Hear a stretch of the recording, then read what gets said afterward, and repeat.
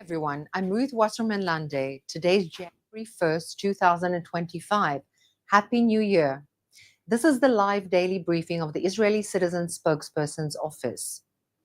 Hamas failed to honor its earlier agreement to release hostages. Surprised, right? Hamas now demands that the war end before releasing hostages, according to Arab mediators interviewed by the Wall Street Journal. Hamas also said that they would only provide a list of living hostages after a ceasefire. The terrorists demanded the release of murderers like Marwan Barghouti. Hamas might tell Israel which captives are alive. Hamas might release some live captives. But Hamas will regroup and prepare to do another October 7th. And Hamas will keep some hostages for years as insurance. In a Hezbollah hostage exchange, Israel released hundreds of terrorists for 3 captives. On exchange day, Hezbollah surprised Israel with 3 coffins. Hamas has rejected every hostage deal. Israel wants a deal to bring our hostages home from Hamas's terror dungeons today and will not allow Hamas to kidnap more hostages tomorrow. Israel wants a deal that will not allow Hamas to execute more innocent people ever again. Hamas' October 7th war on Israel's people cannot end with hostages in Gaza and Hamas on its feet.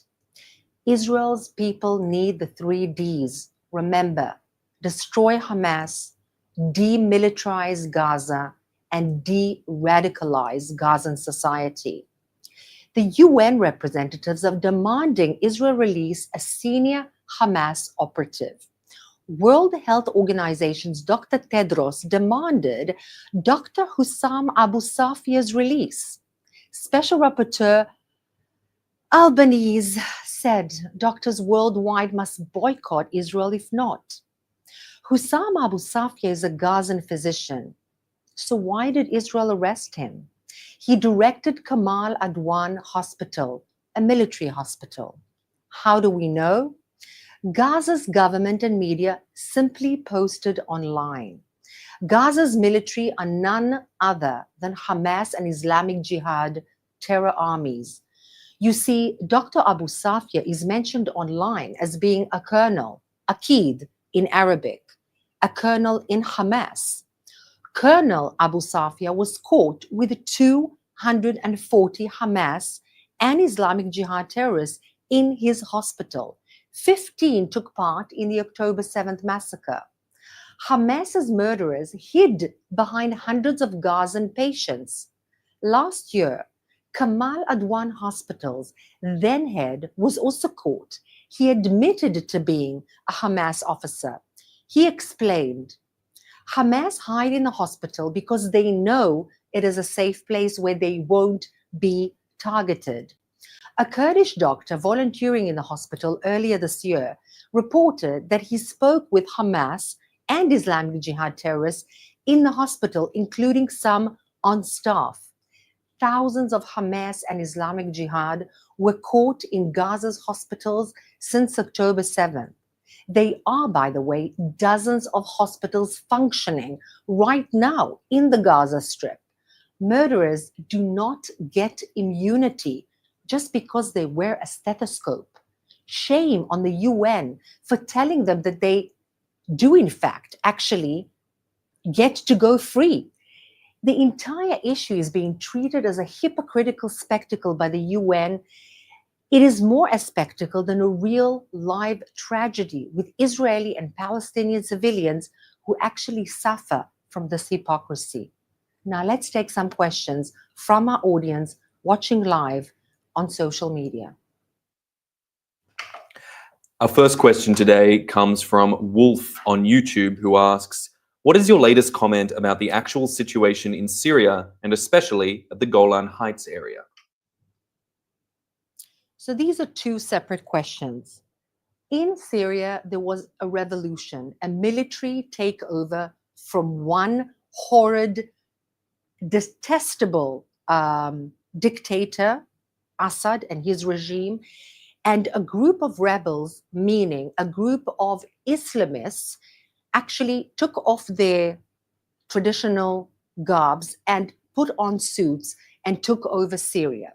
Now, they claim that they've changed and they will respect the minorities in Syria, they will respect human rights, they will respect women's rights, and they've even met Abu Julani with the representatives of the Christian communities in Syria. What they want is for the international arena to actually take them off the sanctions list and to bring in investments, for example, by Saudi Arabia, by the United States of America, by Europe, and so on. Now, it's all looking actually fairly promising at the moment. However, we need to remember that these people, until more or less yesterday, were Al-Qaeda terrorists. These people killed and murdered other people, by the way, amongst whom are many Muslims as well. We need to be cautious and we need to be wary of what they're planning to do in the long run once they actually get to be taken off the sanctions list and get those investments. I'm not saying do not have hope. We can all have hope, but be with your feet on the ground and be very, very vigilant of what truly is happening in Syria under this leadership. Our next question comes from Mia on Instagram, who asks, I am hearing mixed reports on hostage negotiations. What is the current status? I've said this before, and I'll say this again, Mia. I have no trust in the Hamas. Now, the Hamas has been very badly hurt by the IDF. And there are remnants of the Hamas that the only thing they currently have as an asset, the only thing, is the live and dead hostages that they're holding on to. Israelis, there are 100 illegally held hostages by the Hamas. This is their only asset. The chances of them actually letting go are very, very slim. Yes, it seemed for a while that they were going to negotiate because they were with their backs against the wall. But if you ask me, the Qataris are not the correct mediators. The Egyptians were, until a certain moment, good mediators. They are less so at the moment. They have their own interests. And what is worrying to me is that we are not setting the stage for what needs to be given in the situation because we have the upper hand.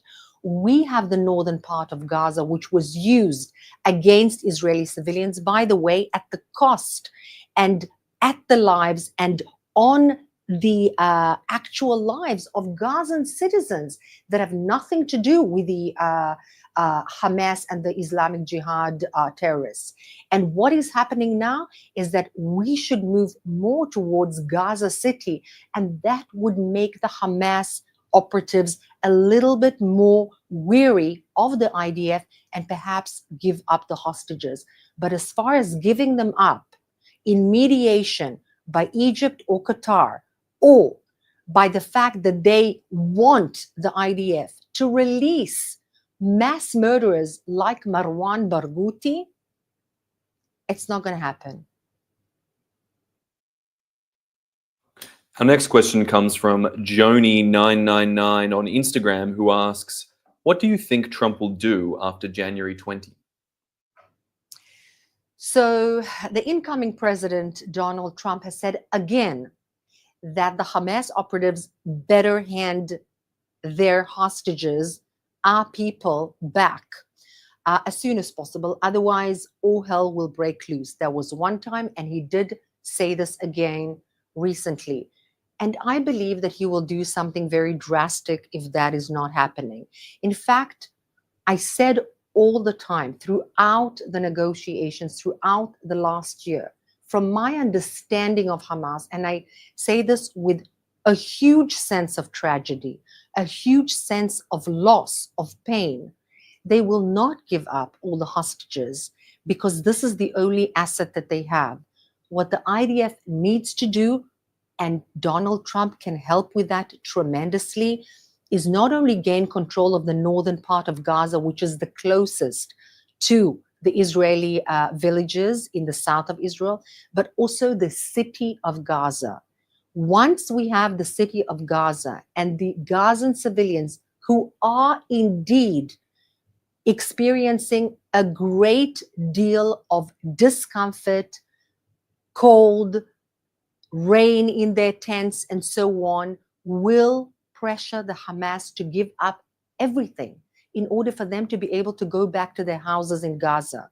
And this is what must be done. And I believe, to answer your question, that that is what Donald Trump will make happen once he comes into office. Our next question comes from Dit on YouTube, who asks, why is Israel not taking the opportunity of attacking Iran while they are vulnerable? So the art of attack comprises a surprise element, part of war. And I believe that that particular element should be kept exactly as it is. Iran is indeed vulnerable, although I would not completely put it to bed, because a wounded tiger is still a very dangerous one. And it would be wise to act together with an international coalition. After all, Iran and the Islamic Republic of Iran is not only threatening Israel and the Jewish people. On the contrary, it is threatening very many countries in the Middle East, most of which are indeed Muslim, and it is threatening the entire West and the moderate, peace-loving world.